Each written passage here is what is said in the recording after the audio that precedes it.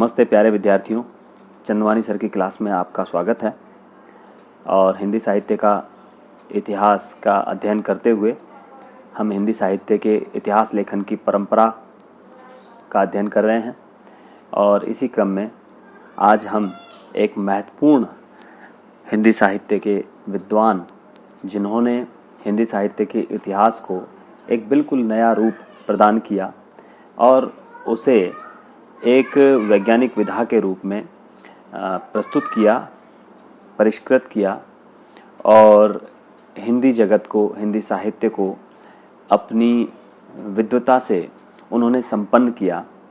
आज हम जिनका नाम ले रहे हैं वो हैं आचार्य रामचंद्र शुक्ल।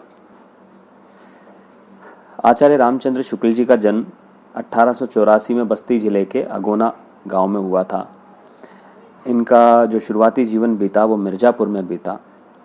इन्होंने लंदन मिशन स्कूल से 1901 में अपनी स्कूली परीक्षा उत्तीर्ण की। इनके पिताजी चाहते थे कि ये वकालत पढ़ें, इसलिए ये इलाहाबाद भेजे गए, लेकिन क्योंकि उनकी रुचि वकालत में नहीं थी, इसलिए वहाँ से ये अनुत्तीर्ण होकर के घर आ गए।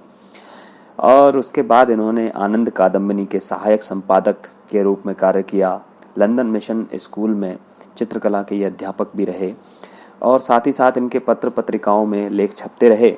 इनकी योग्यता से प्रभावित होकर के 1908 में आचार्य श्याम सुंदर दास जी ने हिंदी शब्द सागर की जो एक योजना थी नागरी प्रचारिणी सभा से प्रकाशित होने की, उसमें इन्हें सहायक संपादक के रूप में नियुक्त किया गया और वहीं से हिंदी साहित्य का इतिहास इन्होंने लिखा। आचार्य रामचंद्र शुक्ल जी ने, जो कि नागरी प्रचारिणी सभा के से प्रकाशित होने वाले हिंदी शब्द सागर की भूमिका के रूप में सबसे पहले छपा 1928 में। फिर हिंदी साहित्य का विकास नाम से ये 1929 में स्वतंत्र रूप से प्रकाशित हुआ और उसका संशोधित संस्करण बाद में 1940 में प्रकाशित हुआ। शुक्ल जी का जो इतिहास ग्रंथ है, जिसे हिंदी साहित्य का इतिहास नाम दिया गया है, उसे हिंदी भाषा का पहला सुव्यवस्थित इतिहास माना जाता है। यहाँ ये बात ध्यान रखने की है कि जब भी परीक्षा में पूछ लिया जाए कि हिंदी साहित्य का इतिहास, पहला सुव्यवस्थित इतिहास कौन सा है, तो वह ग्रियर्सन के ग्रंथ के बारे में यह प्रश्न पूछा जाता है। लेकिन जब पूछा जाए कि हिंदी भाषा का पहला सुव्यवस्थित इतिहास कौन सा है, तो उसका उत्तर हमेशा हिंदी साहित्य का इतिहास आचार्य रामचंद्र शुक्ल जी के बारे में वह प्रश्न पूछा जाता है। हिंदी साहित्य का इतिहास में, जैसा कि मैंने पहले भी आपको अपने पिछले वीडियो में बताया, कि श्याम सुंदर दास की कोविद रत्नमाला, राम नरेश त्रिपाठी की कविता कौमुदी और वियोगी हरि के ब्रज माधुरी सार से विषय सामग्री ली गई है और इसके बारे में उन्होंने अपने ग्रंथ में इन लेखकों के प्रति आभार व्यक्त किया है। साथ ही इन्होंने अपने मित्र केदारनाथ पाठक के प्रति भी कृतज्ञता व्यक्त की है। हालांकि यह प्रश्न, केदारनाथ पाठक के संबंध में कोई प्रश्न अब तक मेरी जानकारी में नहीं है कि यह पूछा गया हो। इस इतिहास ग्रंथ में सूक्ष्म चिंतन और व्यापक दृष्टिकोण, स्पष्ट विवेचन और विश्लेषण व प्रामाणिक निष्कर्षों का समावेश किया गया है। तो यहाँ ये बात ध्यान रखने की है कि जितने प्रामाणिक निष्कर्ष आचार्य रामचंद्र शुक्ल जी ने हिंदी साहित्य के इतिहास पर चिंतन करते हुए दिए हैं, उतने किसी ग्रंथ में किसी साहित्यकार, इतिहासकार के द्वारा प्रदान नहीं किए गए हैं। अब बात करते हैं आचार्य रामचंद्र शुक्ल जी के ग्रंथ में हिंदी साहित्य के इतिहास का जो काल विभाजन किया गया है। यह कई परीक्षाओं में पूछ लिया जाता है और ऐसा भी मैं मानता हूँ कि यदि किसी को आचार्य रामचंद्र शुक्ल जी के काल विभाजन के बारे में जानकारी नहीं है, तो उसका हिंदी साहित्य के इतिहास का जितना भी अध्ययन है वह सब बेकार है। तो हिंदी साहित्य के इतिहास का काल विभाजन करते हुए इन्होंने सबसे पहला जो काल है, जिसे ये वीर गाथा काल कहते हैं, उसका समय 1050 संवत से 1375 विक्रमी संवत उसकी समय सीमा बताई है। यहाँ ये बात ध्यान रखने की है कि कई बार परीक्षाओं में यह विक्रमी संवत न दे करके ईसवी संवत दे दिए जाते हैं, ईसवी सन दे दिए जाते हैं।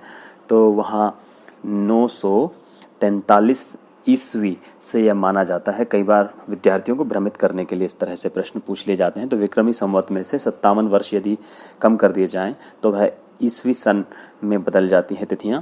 तो इस तरह से कई बार प्रश्न पूछ लिए जाते हैं। दूसरा काल जिसे पूर्व मध्यकाल कहा गया है, उसे ये भक्ति काल कहते हैं। 1375 से 1700 विक्रमी संवत तक की इसकी समय सीमा मानी है। तीसरे काल को ये रीतिकाल कहते हैं। जैसा कि मैंने पहले भी बताया आपको कि रीतिकाल नाम की जो परंपरा है यह ग्रियर्सन से शुरू हो जाती है। 1700 से 1900 संवत तक का समय रीतिकाल का माना गया है।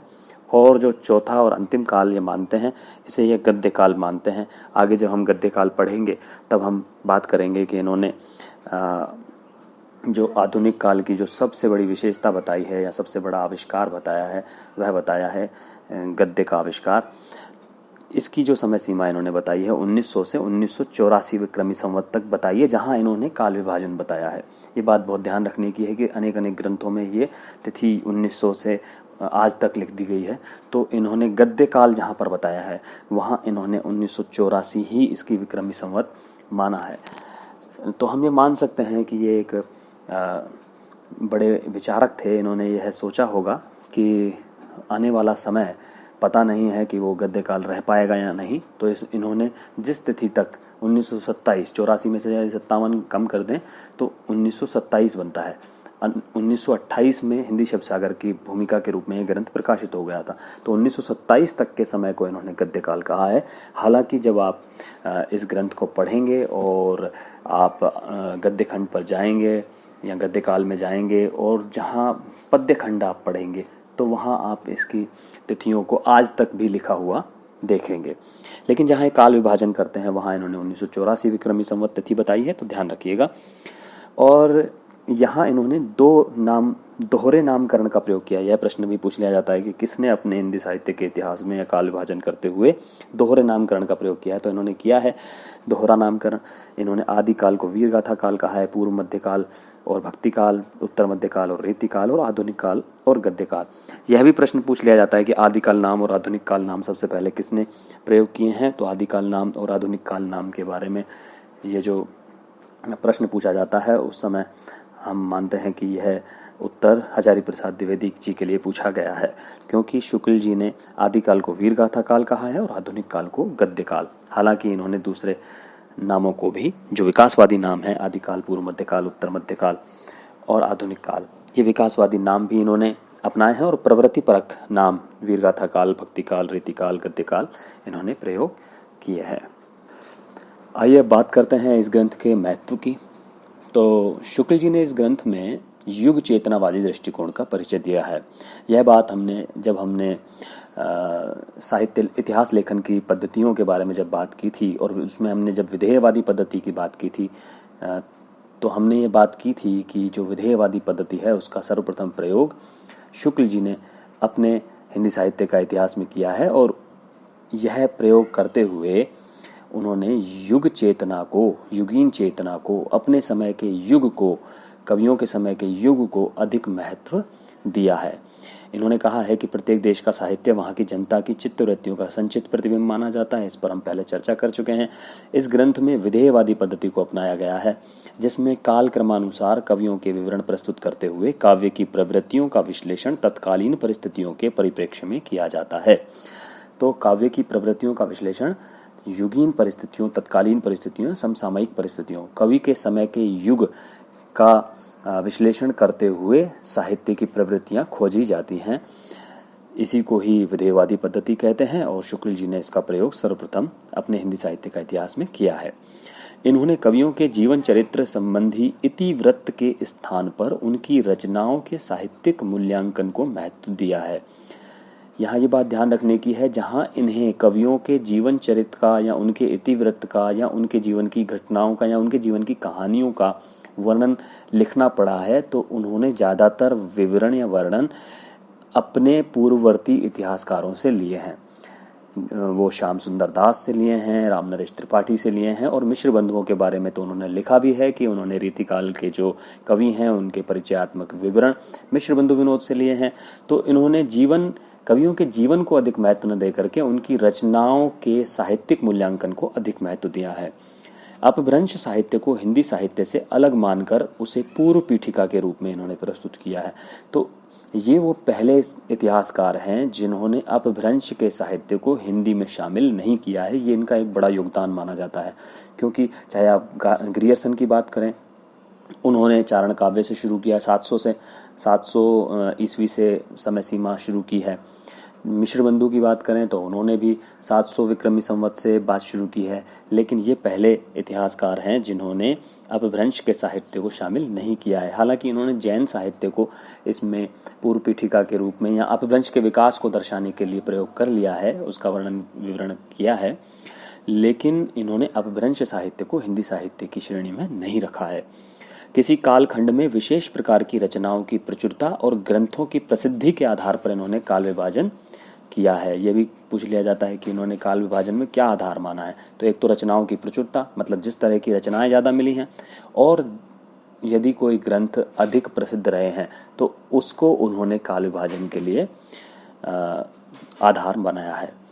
इन्होंने प्रत्येक कालखंड के भावपूर्ण नामकरण किए हैं, जिस पर अभी थोड़ी देर पहले हमने बात की कि इन्होंने केवल विकासवादी नामों से संतोष नहीं किया है, अपितु इन्होंने प्रवृत्ति परक भावपूर्ण जो नामकरण है उनका प्रयोग अपने हिंदी साहित्य का इतिहास लेखन में काल विभाजन में किया है। कवियों के साहित्यिक महत्व को पहचानते हुए केवल 1000 कवियों का इन्होंने उल्लेख किया। हालांकि मिश्र बंधुओं के ग्रंथ के बाद इनके पास अपने ग्रंथ के लिए लगभग 5000 कवि उपलब्ध थे जिनके बारे में चर्चा कर सकते थे, लेकिन इन्होंने छोटे बड़े कवियों को शामिल नहीं किया है, मतलब छोटे छोटे कवियों को शामिल नहीं किया है। उन्होंने साहित्यिक महत्व को पहचानते हुए केवल 1000 जो श्रेष्ठ कवि हैं जिन्होंने अपनी साहित्यिक श्रेष्ठता स्थापित की है, उनको ही हिंदी साहित्य के इतिहास में शामिल किया है। अब बात करते हैं इस ग्रंथ की कमियों की। तो इस ग्रंथ की जो कुछ बड़ी कमियां हैं वो ये हैं कि शुक्ल जी ने सिद्ध और नाथ साहित्य की जो रचनाएं हैं उनको सांप्रदायिक शिक्षा कह करके उन्हें अपने इतिहास में स्थान ही नहीं दिया है।